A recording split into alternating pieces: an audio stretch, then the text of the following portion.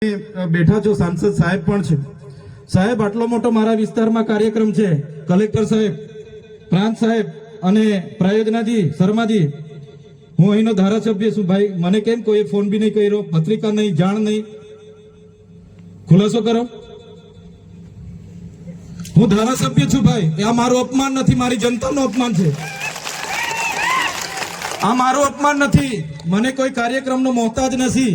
મને પત્રિકામાં નામ આવે, મારી તકતીમાં નામ આવે તો જ ચૈતર વસાવા આવે એવું નથી. ચૈતર વસાવા નામ માટે હું નથી આવતો. મારા જનતાને મારા સરપંચે કીધું કે આટલો મોટો કાર્યક્રમ છે શિક્ષણનો, સાહેબ તમારે આવવું પડશે, એટલે મેં આવ્યો છું. અને કલેક્ટર સાહેબ, તમારી જવાબદારી છે, તમે વહીવટ છો, તમે મને ફોન કરીને જણાવો ને.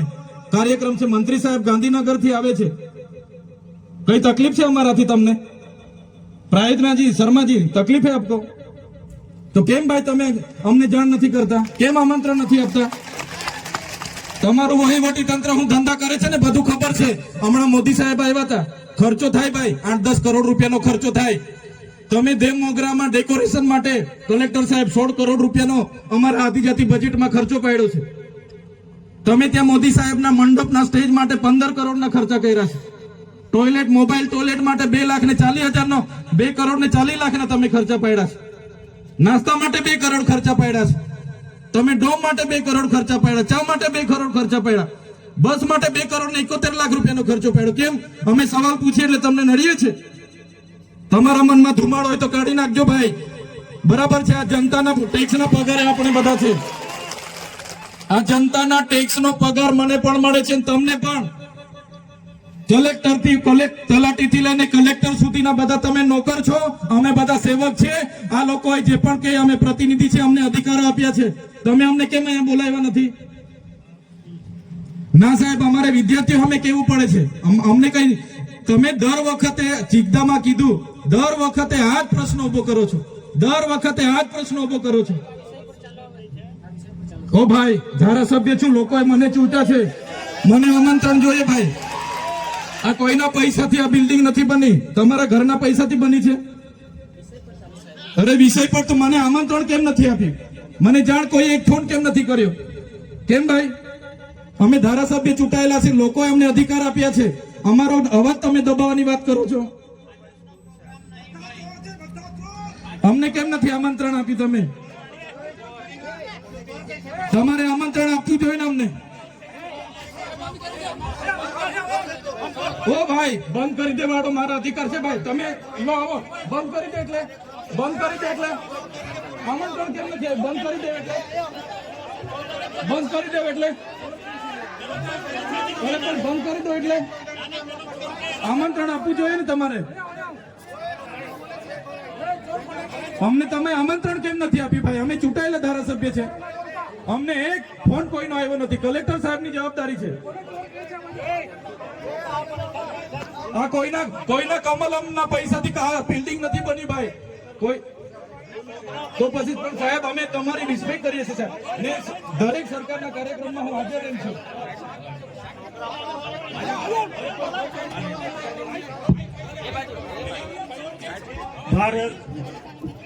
ભાઈ ચલો શાંતિથી બેસી જાઓ, બધા બેસી જાઓ. એ ભાઈ, બધા બેસી જાઓ, બધા બેસી જાઓ. ચાલો શાંતિથી બેસી જાઓ ભાઈ, આગળ નહીં, બેસી જાઓ શાંતિથી. ભાઈ એ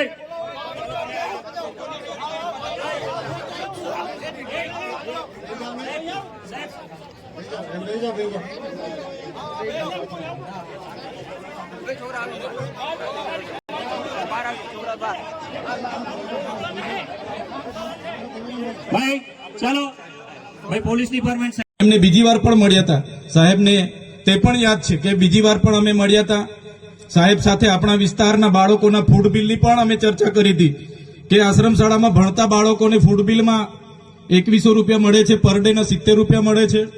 તો બાળકો ખૂબ સારી રીતે ભણે, એની થાળીમાં પણ પૌષ્ટિક આહાર હોય, એ બાબતની અમે એમની સાથે ત્યારે પણ ચર્ચા કરી હતી. ખોટા જાતિના પ્રમાણપત્ર જે બીજા જ્ઞાતિના લોકોને આપવામાં આવે છે, અમે તે દિવસે મંત્રી સાહેબની સાથે બેસીને એની પણ પરામર્શ કર્યો હતો કે સાહેબ, આમાં વિશ્લેષણ સમિતિ આગળ તપાસ કરતી નથી. હવે તમે છો, તમારા પર અમે અપેક્ષા લઈને બેઠા છે, તમારે એ ખોટા જાતિના પ્રમાણપત્ર લઈને જે પણ લોકો જે પણ કક્ષાએ હશે, નોકરીમાં હશે કે શિક્ષણમાં હશે, એવા લોકોને આપણે વિશ્લેષણ કમિટી દ્વારા શોધવા પડશે અને એ જે એમને જાહેર કરવા પડશે. એ પણ અમારી વાત હતી. જે 40% માર્ક્સ ફરજિયાત લેખિતમાં લાવવાના એવી જે હમણાં ગૌણ સેવા પસંદગી મંડળે નિયમ બહાર પાડ્યો છે, ત્યારે આદિવાસી સમાજને આર્ટિકલ 330-332 અંતર્ગત જે શૈક્ષણિક અનામત મળી છે, ત્યારે અનામતની બેઠકો 40% માર્ક્સ ફરજિયાત લાવશો તો જ નંબર લાગે એવી જે કન્ડિશન છે, એના લીધે કેટલાક સીટો આપણી ખાલી રહી છે. તો સાહેબશ્રીને અમે એનું પણ ધ્યાન દોર્યું હતું અને એમાં પણ આવનારા દિવસોમાં અપેક્ષા રાખીએ છીએ કે એમાં પણ ગુજરાત સરકાર આપણા મંત્રીશ્રી રસ દાખવીને આગળ તજવીજ કરે. માન્ય મંત્રી સાહેબો, તમે બેઠા છો, સાંસદ સાહેબ પણ છે. સાહેબ, આટલો મોટો મારા વિસ્તારમાં કાર્યક્રમ છે, કલેક્ટર સાહેબ, પ્રાંત સાહેબ અને પ્રાયોજનાજી, શર્માજી, હું અહીંનો ધારાસભ્ય છું ભાઈ. મને કેમ કોઈ ફોન બી નહીં કર્યો, પત્રિકા નહીં, જાણ નહીં, ખુલાસો કરો. હું ધારાસભ્ય છું ભાઈ. આ મારું અપમાન નથી, મારી જનતાનું અપમાન છે. આ મારું અપમાન નથી. મને કોઈ કાર્યક્રમનો મોહતાજ નથી. મને પત્રિકામાં નામ આવે, મારી તકતીમાં નામ આવે તો જ ચૈતર વસાવા આવે એવું નથી. ચૈતર વસાવા નામ માટે હું નથી આવતો.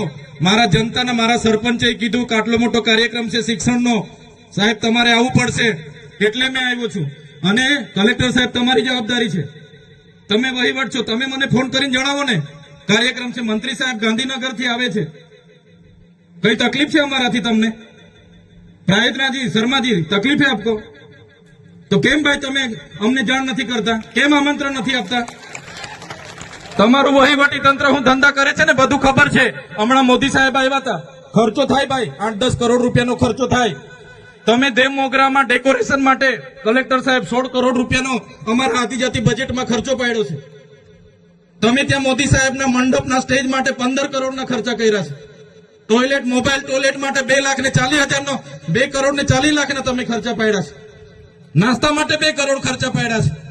તમે ડોમ માટે 2 કરોડ ખર્ચા પાડ્યા, ચા માટે 2 કરોડ ખર્ચા પાડ્યા, બસ માટે 2 કરોડ ને 71 લાખ રૂપિયાનો ખર્ચો પાડ્યો. કેમ? અમે સવાલ પૂછીએ એટલે તમને નડીએ છે? તમારા મનમાં ધુમાડો હોય તો કાઢી નાખજો ભાઈ. બરાબર છે, આ જનતાના ટેક્સના પગારે આપણે બધા છે. આ જનતાના ટેક્સનો પગાર મને પણ મળે છે, તમને પણ. કલેક્ટરથી તલાટીથી લઈને કલેક્ટર સુધીના બધા તમે નોકર છો, અમે બધા સેવક છે. આ લોકોએ જે પણ કહે અમે પ્રતિનિધિ છે, અમને અધિકારો આપ્યા છે. તમે અમને કેમ અહીંયા બોલાવ્યા નથી? ના સાહેબ, અમારે વિદ્યાર્થીઓ અમે કેવું પડે છે. અમને કઈ, તમે દર વખતે ચિકદામાં કીધું, દર વખતે આ જ પ્રશ્ન ઉભો કરો છો, દર વખતે આ જ પ્રશ્ન ઉભો કરો છો. ઓ ભાઈ, ધારાસભ્ય છું, લોકોએ મને ચૂંટ્યા છે, મને આમંત્રણ જોઈએ ભાઈ.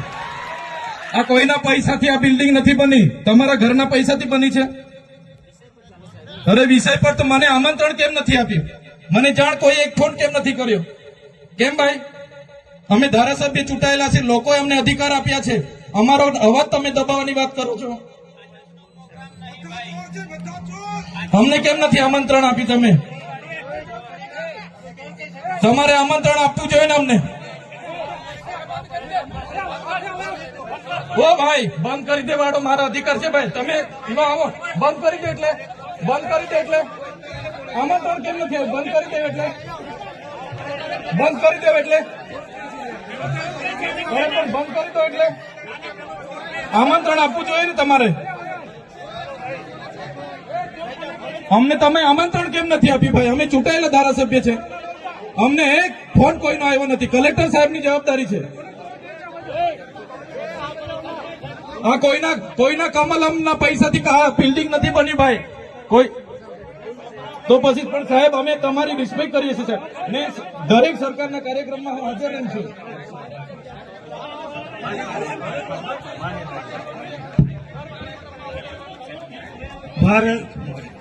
ભાઈ ચલો શાંતિથી બેસી જાઓ, બધા બેસી જાઓ. એ ભાઈ, બધા બેસી જાઓ, બધા બેસી જાઓ. ચાલો શાંતિથી બેસી જાઓ ભાઈ, આગળ નહીં, બેસી જાઓ શાંતિથી. ઓય ભાઈ,